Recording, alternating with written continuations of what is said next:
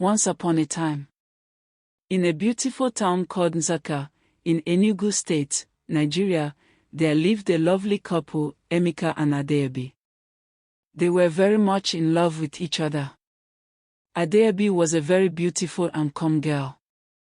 She always had a warm smile on her face and loved greeting everyone she met.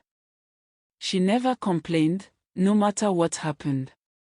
Emeka, on the other hand, was a young, handsome man with a strong body, six-pack abs, and pink lips that always made him look so charming.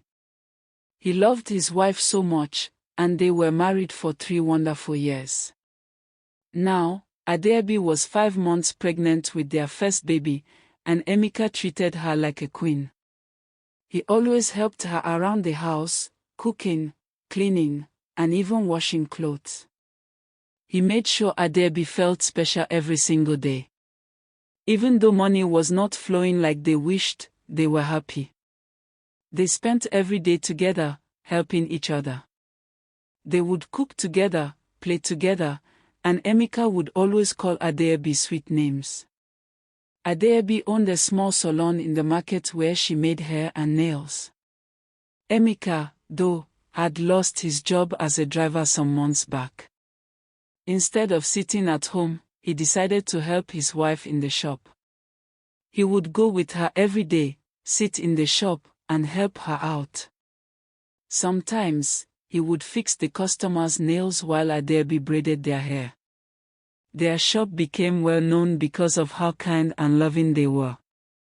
People loved coming to them to braid their hair, do makeup, or fix their nails. But there was one special customer, known as Lady Cash. She was tall, very beautiful, and rich.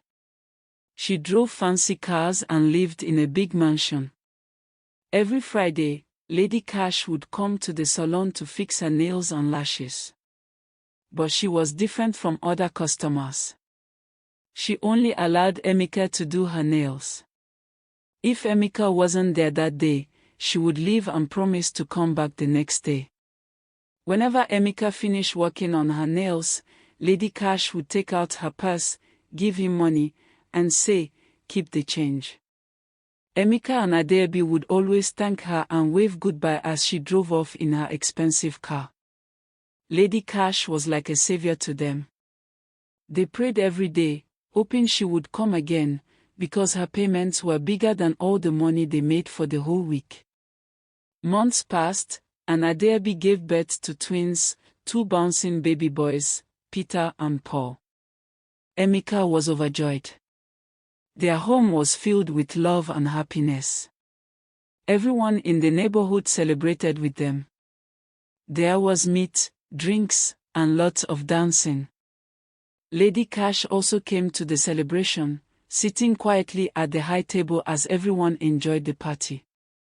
But even though it was a happy day, Lady Cash had a plan in mind.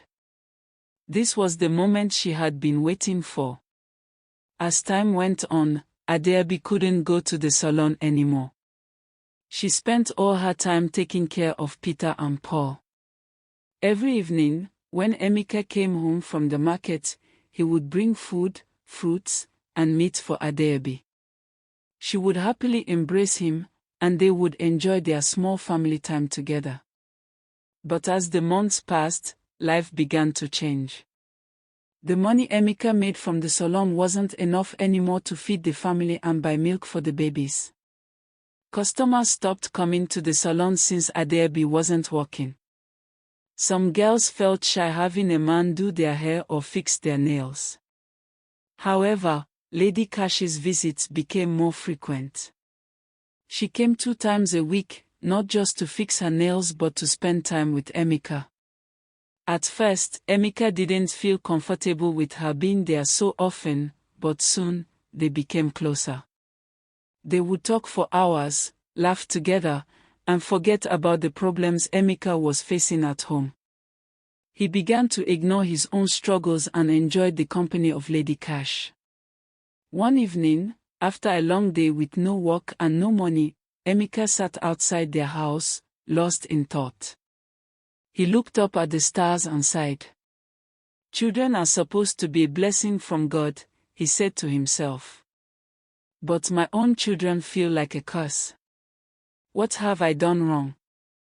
Why is God punishing me like this? Before the babies came, we were doing fine, but now everything has changed for the worse. Just then, Adeobi came up to him, holding his hand gently. Don't worry, Daddy, she said softly. God gave us these children for a reason. Just trust Him. Things will get better. We'll be strong again, and everything will return to normal. Emeka smiled and hugged his wife. They went inside, comforted by each other's presence. The next morning, Emeka found himself standing in front of a provision shop, searching for milk for the babies. Peter and Paul had cried all night, and there was no milk left for 3 days. They had only survived on Adeobi's breastfeeding. Emeka stood in front of the provision store. He knew he owed the woman money for weeks now, but he had no other option. He hoped maybe he could get a little more credit to buy milk for the babies. With a heavy heart, he walked inside. But to his surprise, the woman walked him right out of the store, her words sharp like daggers. "You're not a real man," she said. "How could you marry and not take care of your family?" Her words cut deep, and Emeka felt his chest tighten with shame and embarrassment as he walked away. The people on the street looked at him, and he felt small, defeated. The next day, Emeka sat quietly in the salon, his thoughts racing. Everything seemed to be falling apart. The shop was empty, no customers had come by all day. Then, out of nowhere, a car pulled up in front of the salon. Emeka looked up and saw Lady Cash stepping out of the car. She looked as stunning as always, her clothes perfect, and her posture graceful. But today, she wasn't there for makeup or nails. She was there for something else. Emeka smiled at her, trying to hide the sadness that weighed on him. Lady Cash could see through his fake smile. She walked in, her eyes soft but curious. "What's wrong, Emeka?" she asked, her voice gentle. "Why do you look so sad? Is it Adeobi? Are the kids okay?" At first, Emeka didn't want to say anything. He had been holding his feelings in for so long. He didn't want to burden Lady Cash with his problems, but the words started to spill out before he could stop them. He told her about the struggles they had been facing, how his wife, Adeobi, had to stop working in the shop to take care of the twins, Peter and Paul. He told her about the sleepless nights, the hunger, and how the babies cried because there was no milk. Lady Cash listened quietly, her face serious. After a moment, she turned away, facing the wall. Emeka was confused. "What's wrong?" he asked, his voice trembling. "Did I say something wrong?" Lady Cash turned back to him, her voice shaking as she spoke. "Emeka, I've been meaning to tell you this for months, but I didn't know how you would take it," she said, holding his hands. "I've admired you for so long. I know you have a wife, but I can't help it. Every time I close my eyes, it's you I see. I've wanted to be close to you, even if it's just as a girlfriend. I'm not asking much, just your attention. Your love." Emeka's mouth hung open in disbelief. "What are you talking about?" he asked, unsure of what to say. Lady Cash smiled softly, as though she had been waiting for this moment. "I can take care of you, Emeka. I will buy you anything you need. I'll get you a car. Not just any car, but the best one. I'll buy you a mansion in Lagos. A place where you can live large. You'll never have to worry about money again. You'll have everything you want, and you can send money to Adeobi and the kids." The offer was tempting, but something didn't feel right. It felt like a dream, too good to be true. Think about it, Lady Cash continued, her voice soothing. Do you want to live like this forever? Think about your kids, your wife. What kind of life do you want for them? I'm not asking you to abandon your family. Just come with me to the city, make some money, and when the time is right, you can go back to them. I'll help you. Emeka felt like a heavy rock was pressing on his chest. He shouted, Get out of my shop. Never come back. His voice echoed through the small salon. Lady Cash didn't argue. She picked up her things, walked toward her car, and turned to Emeka before she got in. Here's my card, she said, handing him a business card. If you change your mind, you know where to find me. She got into her car and drove off, leaving Emeka standing there, lost in thought. He was confused.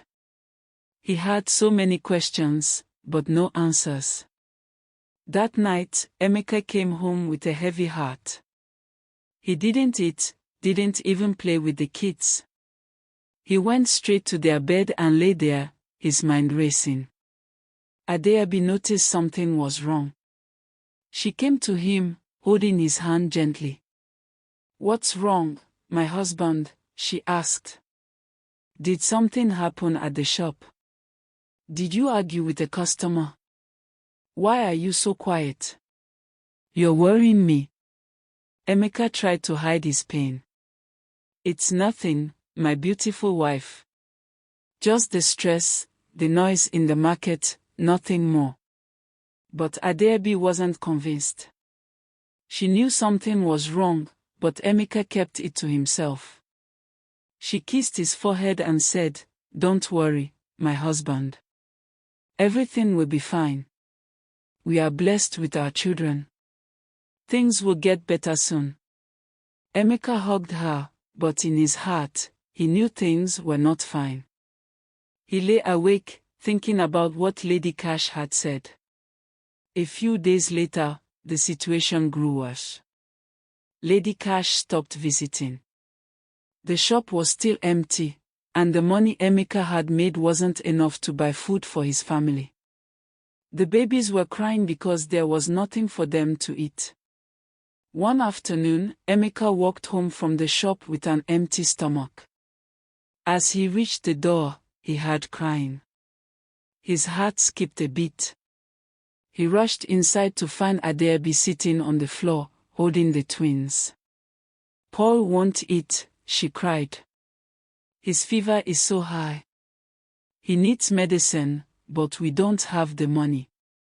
Emeka's heart sank. He ran out of the house, heading toward the pharmacy. But as he got closer, he remembered something. He was still owing money from the last time. He stopped in his tracks, lost in frustration and fear. He stood in the middle of the road, unsure of what to do. The heat of the sun burned down on him, and people passing by looked at him like he was crazy. One woman shook her head and muttered, "What's wrong with that man?" Then, Emeka felt something in his pocket. It wasn't money, but it was something else, Lady Cash's business card. Emeka's heart raced. "What am I doing?" he whispered to himself. "I have no one else to turn to." With a deep breath, he made up his mind. He would go to her. He would do whatever it took to save his son, even if it meant facing Lady Cash once again. Emeka, out of frustration, quickly flew down a bike and headed straight to Lady Cash's mansion. When he arrived, he was shocked by the sight. It was a beautiful bungalow with bright white lights, shining tiles on the walls, and the perfect decorations. The house looked like something out of a dream. Lady Cash was already getting into her car as Emeka pulled up. He rushed over to her, panic in his voice. "Please, Ma," Emeka shouted, almost out of breath. "My son is dying. Please help me. I'm willing to do anything. Lady Cash looked at him with a soft smile, her gaze calm and gentle. Are you sure you'll do anything? She asked quietly. Yes. I will do anything, Emeka said, nodding quickly, not even waiting for her to finish. Lady Cash smiled warmly.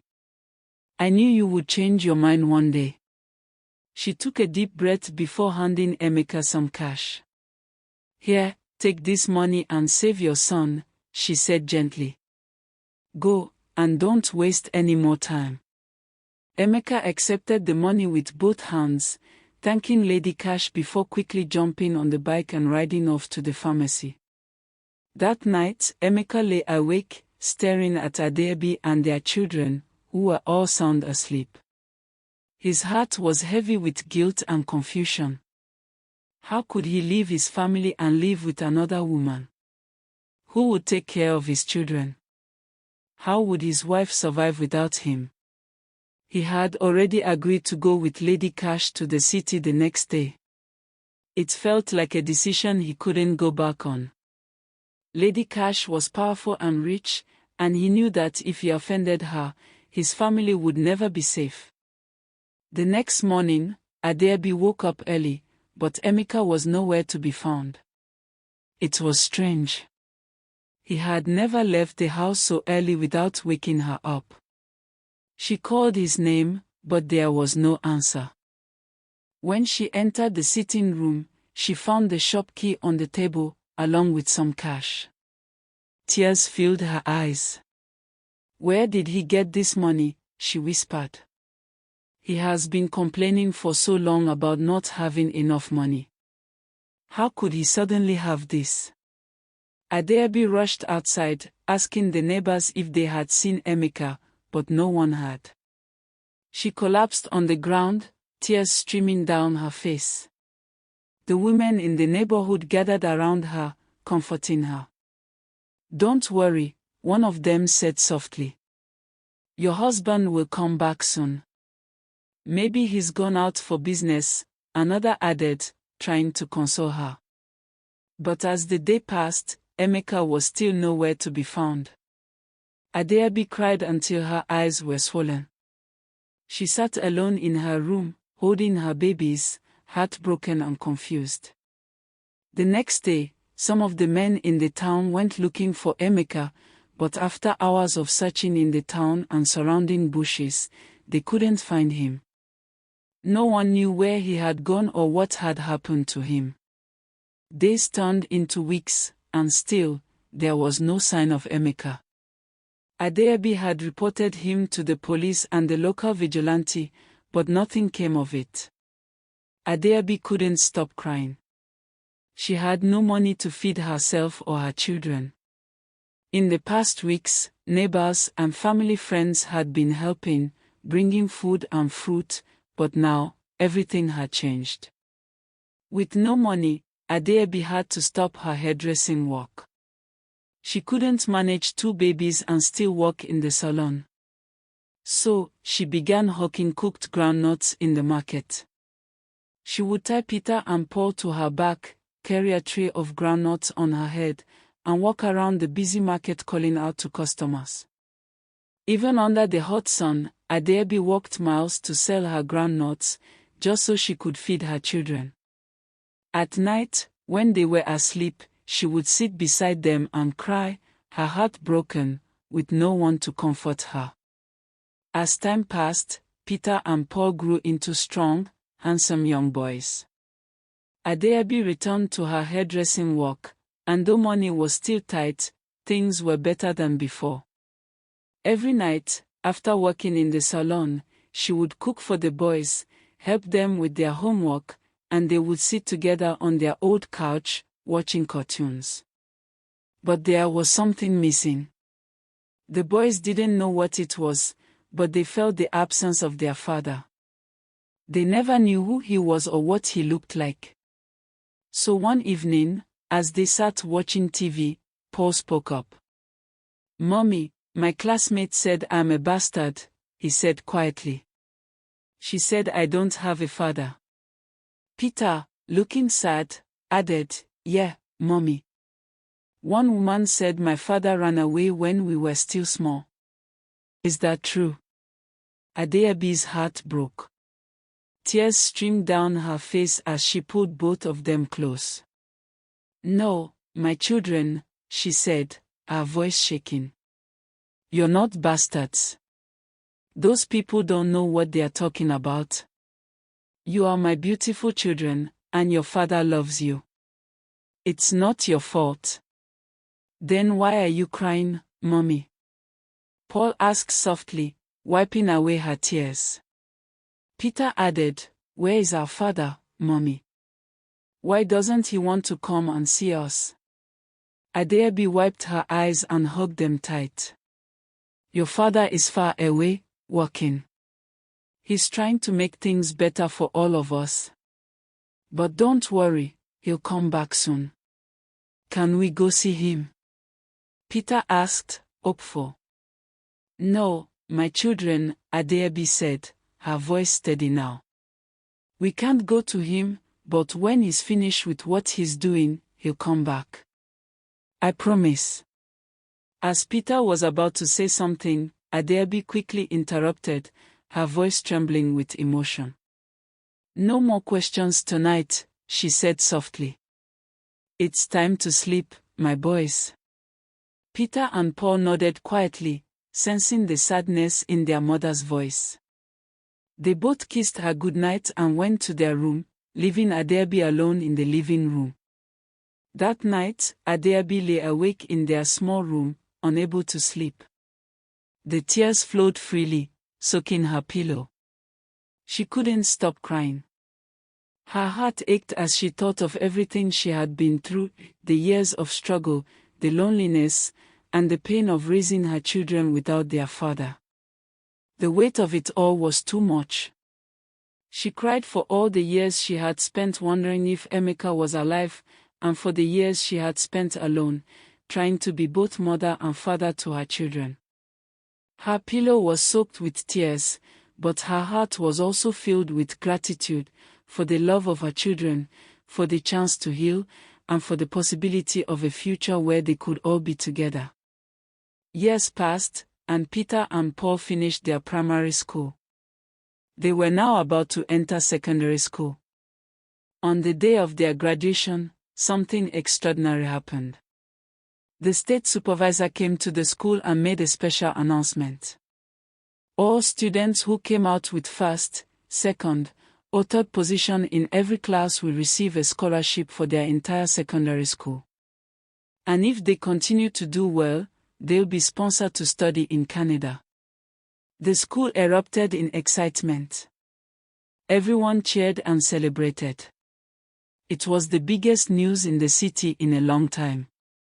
Peter and Paul were among the lucky students who received the scholarship, along with other students from different cities and towns. 6 years later, Peter and Paul had completed their secondary school and were now in college. After graduating, they moved to Canada for university. They excelled in their studies, graduating with first-class honors. As the years went by, life changed for the better. Peter and Paul were doing great, working for top companies in Canada. They never forgot their mother, Adeobi, who had struggled so much to raise them. They decided to bring her to Lagos and give her a better life. They bought her a luxury mansion, 2 expensive cars, and hired a driver and a chef for her. They even opened a big salon in Banana Island where Adeobi sold hair, wigs, and nails. Customers from different states and countries came to her shop. Adeobi's life had completely changed. After suffering for so long, she was now enjoying the fruits of her labor. One day, as she sat in her beautiful living room, tears rolled down her cheeks. She never expected that her life would turn around like this. She danced and sang, thanking God for everything He had done for her. Emeka's life had never been the same since he left with Lady Cash. The promises she made him had turned into a haunting nightmare. For many years, Emeka worked tirelessly as a driver for Lady Cash, but instead of receiving the rewards she had promised him, a car, a house, and freedom, he was trapped in her mansion, locked away like a prisoner. His days were spent as her driver, bodyguard, and sometimes, when she was in a bad mood, he was forced to satisfy her desires. Lady Cash treated him as nothing more than an object, a tool to be used whenever it suited her. She would spoil him with expensive clothes, watches, and perfumes, but it was all part of the illusion. He never received a single payment for his work, and even worse, he had no freedom to go anywhere. His world had become a gilded cage. Emeka hadn't seen his family in over 10 years. No phone calls, no letters, nothing. The pain of being cut off from the world he once knew was unbearable. He wondered every day how his children, Peter and Paul, had grown up without him, how Adebi had managed all these years alone. But the hardest part of his life under Lady Cash's roof was witnessing her flirtation with rich men on a regular basis. Whenever she went out to clubs or fancy dinners, Emeka was forced to sit quietly in the corner of the room, pretending to be invisible while she charmed and danced with wealthy men. These men were eager to pay huge sums of money just to be with her, and Lady Cash reveled in their attention. She was never shy about her actions, often laughing and flirting as though Emeka didn't exist. He could see everything, but he couldn't say a word. If he did, if he dared to speak out or show any emotion, he knew what would happen. Lady Cash would punish him by withholding food for days. His stomach would growl in hunger, and his body would grow weak, but he had no choice. His survival depended on his silence. In the privacy of his own thoughts, Emeka often thought about his family. He dreamed of returning home, but every time he thought about escape, Lady Cash's grip on him tightened. She was powerful, controlling, and he felt powerless to break free. Each day felt like a battle between the man he once was and the hollow shell he had become. One night, after returning home late from another club outing, Lady Cash stumbled into the mansion, drunk and reeking of alcohol. She was in one of her moods again, angry, disoriented, and looking for someone to take out her frustrations on. Emeka was cleaning the living room when she staggered over to him, her breath heavy with the stench of liquor. She tried to vomit, her body swaying as she leaned toward him. He recoiled as the smell hit him, and she almost lost her balance.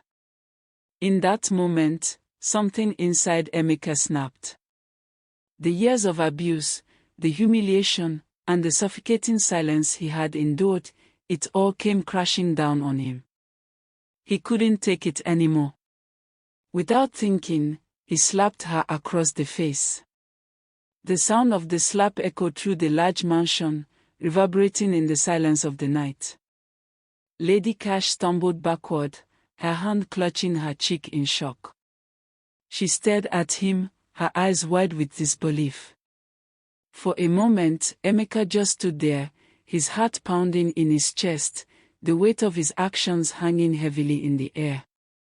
His mind was a whirlwind of emotions, fear, anger, shame, but at the same time, he felt something else, liberation.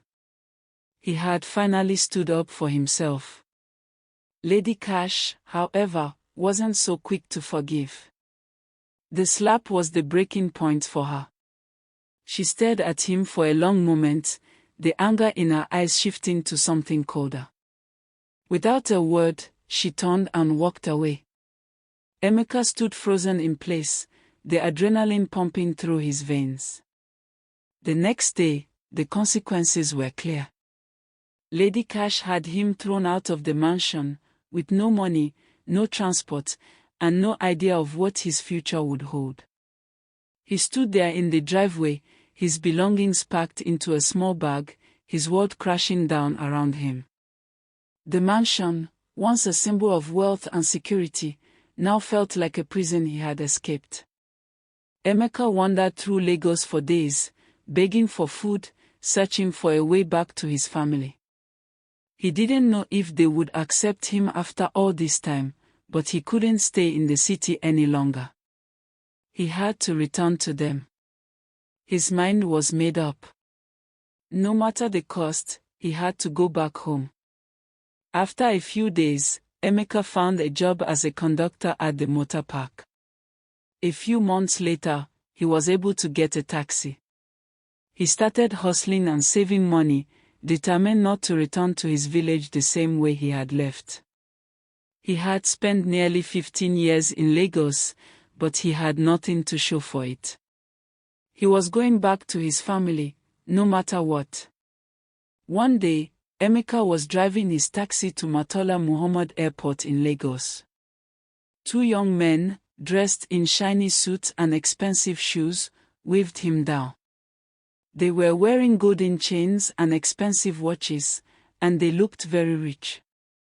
"We are going to number 6 Cubana Street, in Banana Island," one of the men said as they placed their luggage in the trunk.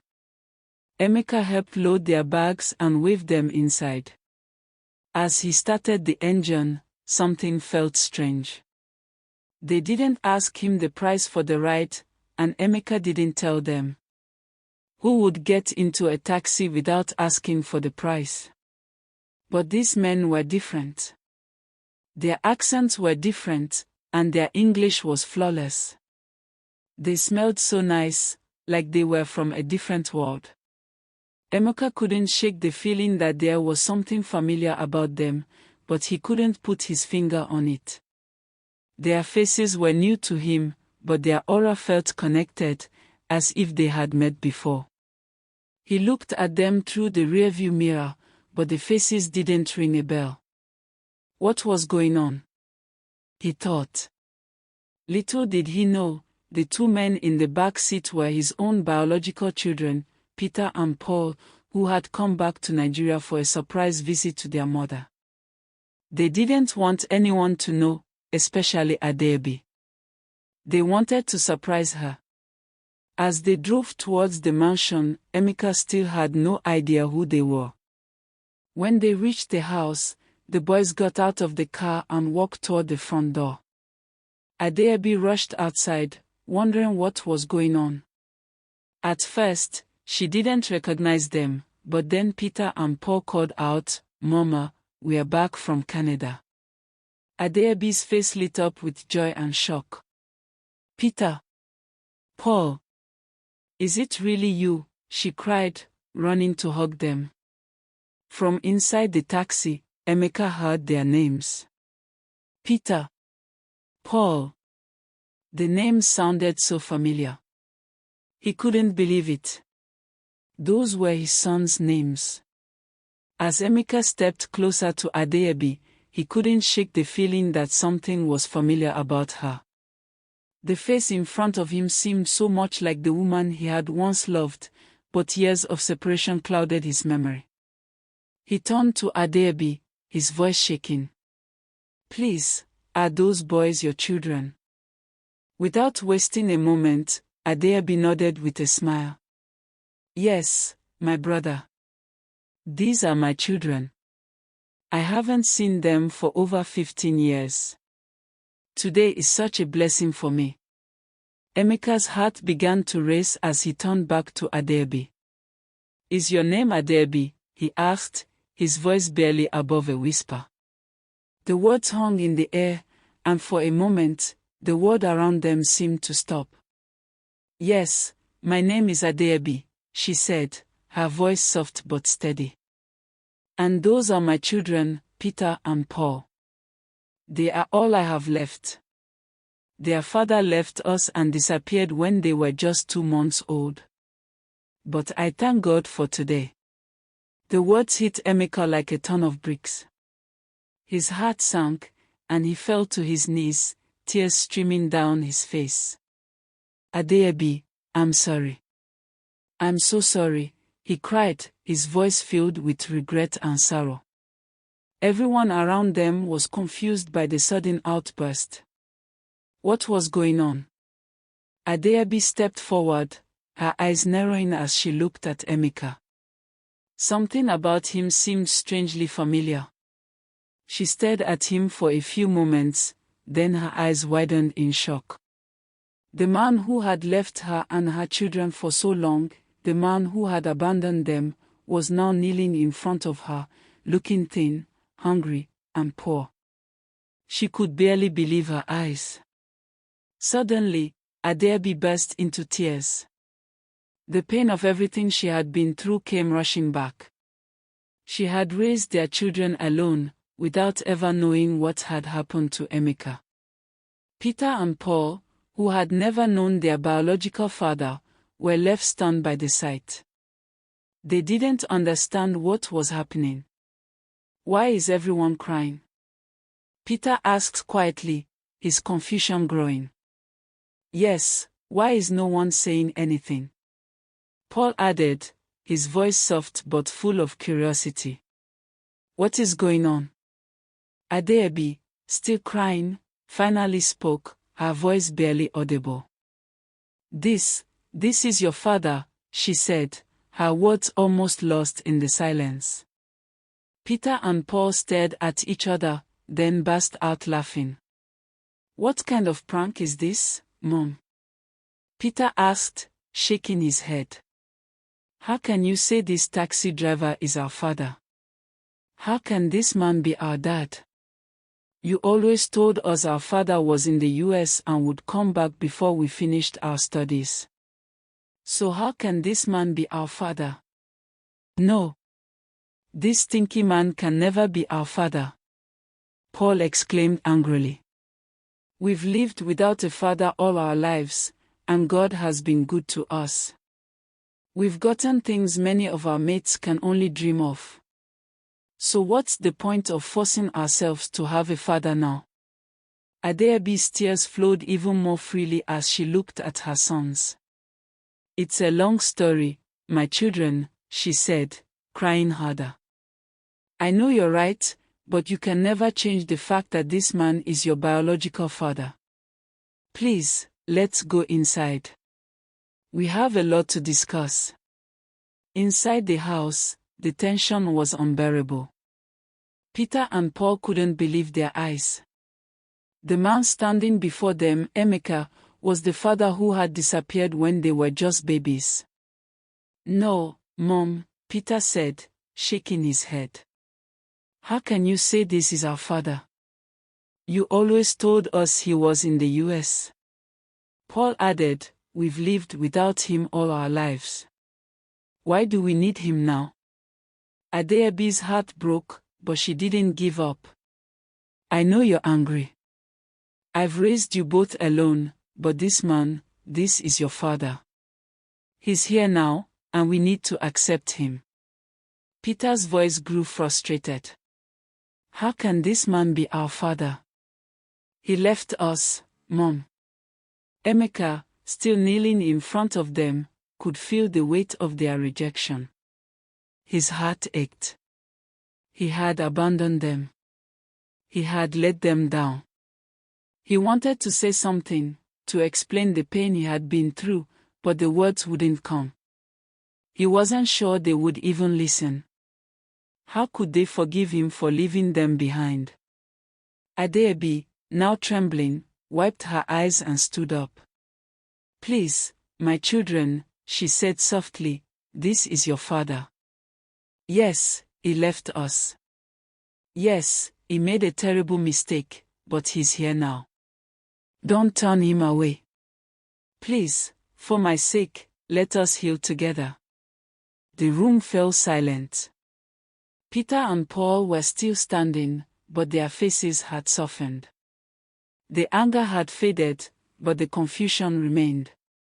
They exchanged looks, silently communicating, as they tried to process everything that had just happened. Finally, Peter spoke again, his voice quieter this time. "We don't know what to say, Mom. We don't know if we can forgive him for what he did to us, for leaving us when we needed him the most." Adeobi walked up to him, placing her hand on his shoulder. "I know, my son. I know it's hard. But sometimes, we have to let go of the pain and start fresh. This is your father. He's here now, and we're going to walk through this together. Paul, still unsure, looked at Emeka. The pain in his eyes was clear, but there was also something else, something that had begun to soften his heart. Why did you leave us? Paul asked, his voice gentle. Why did you leave us, and why did you never come back? Emeka swallowed hard, his heart heavy with the burden of guilt. I'm sorry, Paul. I don't have the answers you're looking for. I was weak. I made terrible choices, and I'm ashamed. But I never stopped thinking about you both. I never stopped loving you. I was just lost. The room was silent again, and for a long moment, no one spoke. The weight of everything, the years of abandonment, the anger, the confusion, hung in the air. Then, slowly, Peter stepped forward, his face unreadable.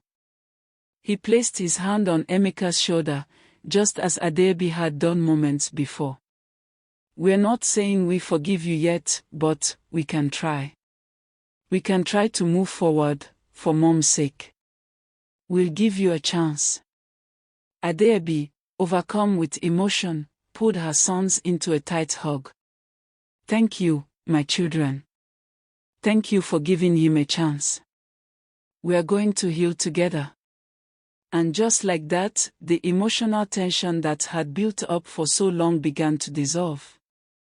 It wasn't easy, and it wasn't immediate, but the seed of healing had been planted. The reunion that followed was a beautiful moment of reconciliation. Adebi, Emeka, Peter, and Paul sat down together, sharing stories of the years they had lost, and slowly, the walls between them began to crumble. It wasn't perfect, but it was real. The bond of family, though scarred, began to heal. They laughed, they cried, and they celebrated the fact that, despite everything, they were finally together again. Adebi, Emeka, Peter, and Paul, for the first time in years, could look at each other and feel a sense of completeness. It was like the way Emeka had celebrated the birth of his sons when they were born, the joy, the hope, the love. Now, that same love filled the room once again, and they embraced it with open hearts. Thank you so much for watching. We hope you enjoyed this emotional journey of family, love, and forgiveness. If you liked this video, don't forget to hit the like button, and be sure to subscribe to our channel at AfricanDrama so you never miss any interesting video like this. We'd love to hear your thoughts, so drop your comments in the comments section below. What did you think of the reunion? Let us know. Thanks for your support, and we'll see you in the next video.